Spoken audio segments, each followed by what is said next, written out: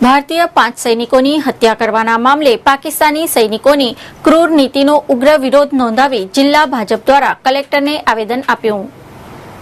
કાશ્મીરમાં ભારતીય 5 સૈનિકોની પાકિસ્તાની સૈનિકોએ દેશની સરહદમાં ઘૂસી હત્યા કર્યાના બનાવને પગલે દેશભરમાં તેના ઘેરા પ્રત્યાઘાતો પડ્યા છે। આ નિંદનીય ઘટના છતાં કેન્દ્ર સરકાર ચૂપ બેસી રહી છે, જેથી દેશના રાજકીય પક્ષો પૈકી ભાજપ સમસમી ઉઠ્યું છે।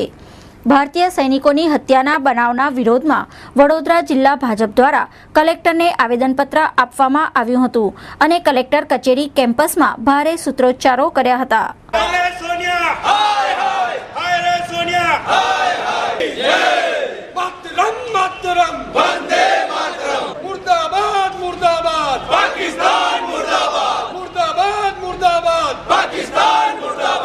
ભારતીય જનતા પાર્ટી વડોદરા તાલુકાની ટીમ સંવેદના વ્યક્ત કરવા માટે અને કેન્દ્રમાં જે કોંગ્રેસ સરકાર બેઠી છે, કમજોર અને નબળી નપુંસક સરકાર, એને જગાડવા માટેનો પ્રયત્ન કરવા માટે આવેદન દ્વારા રાષ્ટ્રપતિને જાણકારી આપવા માટે કે જે સરકાર આખા દેશનું જે લોકો રક્ષા કરે છે એ લોકોની પણ રક્ષા આ કેન્દ્રમાં બેઠેલી સરકાર કરી નથી શકતી।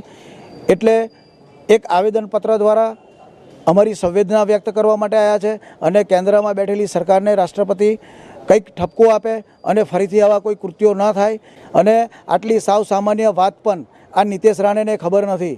મારે મીડિયાના માધ્યમથી નીતેશ રાણેને આ કોંગ્રેસની સરકારને જણાવવું છે કે જો નરેન્દ્ર મોદી માટે પ્રેમ હોય અને એમને મુંબઈ છોડી દેવાનું હોય તો ઇટાલીના મેડમ સોનિયાજી માટે આ દેશમાં જેને પણ પ્રેમ હશે એને આ સરહદ પાર કરીને ઇટાલી જતું રહેવું પડશે।